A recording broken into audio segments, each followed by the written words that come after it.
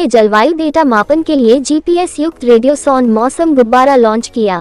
अलीगढ़ मुस्लिम विश्वविद्यालय के भूगोल विभाग द्वारा आज भारत सरकार के अंतरिक्ष विभाग के एनआरएससी इसरो के सहयोग से आज जीपीएस युक्त रेडियोसॉन मौसम गुब्बारे को सफलतापूर्वक लॉन्च किया गया। यह लॉन्च विभाग के शताब्दी समारोह के उपलक्ष्य में एक बड़ा कदम है और इसके इतिहास में एक महत्वपूर्ण मील का पत्थर है। कार्यक्रम का उद्घाटन एएमयू की कुलपति प्रोक्टर नईमा खातून ने किया, जिन्होंने मौसम गुब्बारे को लॉन्च किया। अपने अध्यक्षीय भाषण में प्रोक्टर नईमा खातून ने शताब्दी वर्ष के दौरान भूगोल विभाग के लिए इस उपलब्धि के ऐतिहासिक महत्व पर प्रकाश डाला।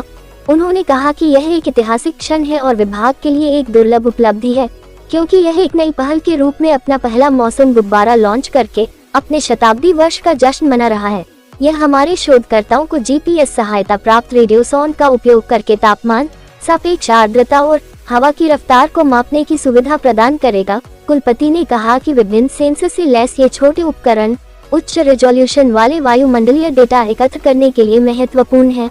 उन्होंने कहा कि यह हमें उष्णकटिबंधीय चक्रवातों, नॉवेस्टर, धूल के तूफान, भारी बारिश और हिमपात, ठंड और गर्मी की लहरों आदि जैसी गंभीर मौसम संबंधी घटनाओं के बारे में चेतावनी उपलब्ध कराता है, जो जीवन और संपत्ति के विनाश का कारण बनते हैं। मुख्य अतिथि डॉक्टर जगवीर सिंह, वैज्ञानिक जी और पृथ्वी विज्ञान मंत्रालय के सलाहकार ने इन उन्नत उपकरणों के महत्व पर जोर दिया। उन्होंने कहा कि यह उपकरण तापमान, दबाव, सापेक्ष आर्द्रता और हवाओं के ऊर्ध्वाधर प्रोफाइल को मापेंगे, जो जलवायु अनुसंधान के लिए महत्वपूर्ण डेटा प्रदान करेंगे।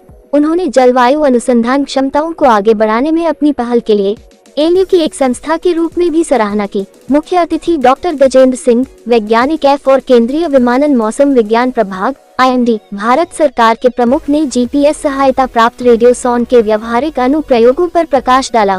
उन्होंने कहा कि जीपीएस मॉड्यूल के साथ एकीकृत सोंडे सटीक नेविगेशन पैरामीटर और मौसम संबंधी अवलोकन प्रदान करता है, जो कृषि, सिंचाई, शिपिंग, विमानन और अपतटीय तेल अन्वेषण जैसी मौसम संवेदनशील गतिविधियों के लिए आवश्यक है। हैदराबाद स्थित एनआरएससी इसरो के वैज्ञानिक एसिफ डॉक्टर हरीफ बाबा साहेब के ने उक्त परियोजना का संक्षिप्त परिचय देते हुए बताया कि आज का प्रक्षेपण एएमयू और एनआरएससी के बीच NICES कार्यक्रम के तहत हुए करार का हिस्सा है। उन्होंने बताया कि जीपीएस रेडियोसॉन का प्रक्षेपण एक सहयोगात्मक प्रयास है, जिसका उद्देश्य मौसम संबंधी शोध को बढ़ावा देना है। विज्ञान संकाय के dean prof Qamrul H Ansari ने इस पहल की प्रशंसा करते हुए कहा कि यह जलवायु डेटा संग्रह और विश्लेषण में सुधार की दिशा में एक महत्वपूर्ण कदम है।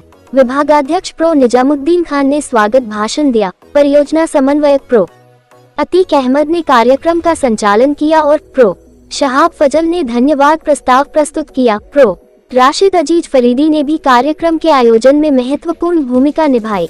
नहीं, ये तो पहली बार ज्योग्राफी डिपार्टमेंट से, ज्योग्राफी डिपार्टमेंट हमारा एक फ्लैगशिप डिपार्टमेंट है, वन ऑफ द ओल्डेस्ट, और पहला डिपार्टमेंट ऑफ स्पेशल असिस्टेंस भी है। इट हैज़ एन हिस्टोरिकल इसकी इतिहास है हमारे ज्योग्राफी डिपार्टमेंट की। तो ये जो इसरो के साथ मिलके जो ये कोलैबोरेशन के साथ ये हुआ, वेदर को एक्यूरेटली फोरकास्ट करने के लिए जो बैलून छोड़ा गया, जो वहाँ पे उसकी मॉनिटरिंग यहाँ से सिमुलेशन कंप्यूटर से होगा, ये बहुत बड़ा एडवांसमेंट है। आप लोगों को याद होगा जब पहले इस तरह का कोई नेचुरल कैलेमिटीज़ लाइक होती थी, तूफ़ान, साइक्लोन, हरिकेन होता था, उसमें बहुत सारे जान और माल का बहुत नुकसान होता था। लेकिन क्योंकि अब हम इन लोग जैसे साइंटिस्ट इसको फोरकास्ट कर लेते हैं वेदर को, तो इवैक्यूएशन प्रोसेस हो जाता है, सारे लोगों की तैयारी हो जाती है, तो आप देखेंगे कैजुअलिटी बहुत कम हो गई, जान माल का नुकसान कम से कम हो रहा है। इसलिए हो रहा है क्योंकि पहले से वेदर को इतनी एक्यूरेटली फोरकास्ट कर लेते हैं। तो ये बहुत बड़ा ऐतिहासिक स्टेप है और मैं ज्योग्राफी डिपार्टमेंट को बहुत दिल से मुबारकबाद देती हूँ, इनके कोऑर्डिनेटर को, इनके चेयरपर्सन को, तमाम स्टाफ को जो लोग इससे जुड़े हुए हैं, और जो हमारे स्पेस रिसर्च ऑर्गेनाइजेशन स्पेस से आए हैं, उनके तो कारनामे हम सब चंद्रयान में भी सब सुन चुके हैं। तो उन सब लोगों को भी मैं मुबारकबाद दूँ, उनका शुक्रिया अदा करती। It's a very very important event for AMU, इसलिए कि पहली बार इस तरह का ये इवेंट हुआ है हमारे लिए।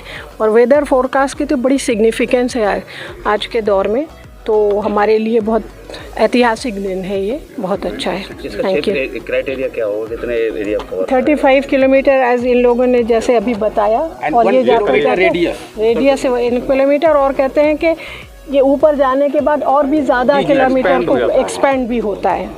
तो जैसे इन लोगों ने बताया, दैट इंफॉर्मेशन भी जस्ट थोड़ा सा नहीं, ये किस तरह का ये बैलून है, क्या है? ये एक प्रयास है कि हम लोग जो ऑलरेडी लगभग 1000 जो ऑब्जर्वेटरीज हैं इंडिया में, जो पृथ्वी विज्ञान मंत्रालय का भारत मौसम विज्ञान विभाग जिसने एस्टेब्लिश किया हुआ है, उसी की श्रृंखला में एक ये समेकित प्रयास है कि हम लोग ऑब्जर्वेशंस को और बढ़ाएं। जितने ऑब्जर्वेशंस हमारे पास में होंगे, सटीक ऑब्जर्वेशंस, उससे उन क्षेत्रों की, विशेष क्षेत्रों की जानकारी और ज़्यादा हम लोगों के पास में होगी, जो कि मॉडल्स में जाएगी और साथ में फोरकास्ट में सुधार होगा समय के साथ में। आप लोगों ने देखा होगा कि जो मौसम पूर्वानुमान है पहले से जैसे सुधार हुआ है, तो वो एक क्रमशः प्रयास है उसका एक ये। और निश्चित तौर पर डेस्पाइट ये कि हम लोग ट्रॉपिकल कंट्रीज़ हैं जिसमें थोड़ी सी चुनौतियां ज़्यादा होती हैं मौसम पूर्वानुमान की, क्योंकि जो भी उष्णकटिबंधीय देश हैं वहाँ पर बादल बनने और बिगड़ने की convection processes are fast and rapid, जिसके चलते हुए चुनौतियाँ हैं। तो लेकिन निश्चित तौर पर जो ये प्रयास है, space organisation, ministry of earth sciences and all departments and our research academia, universities, all we are joining hands towards the improving the forecast ultimately, which is going to benefit the society further.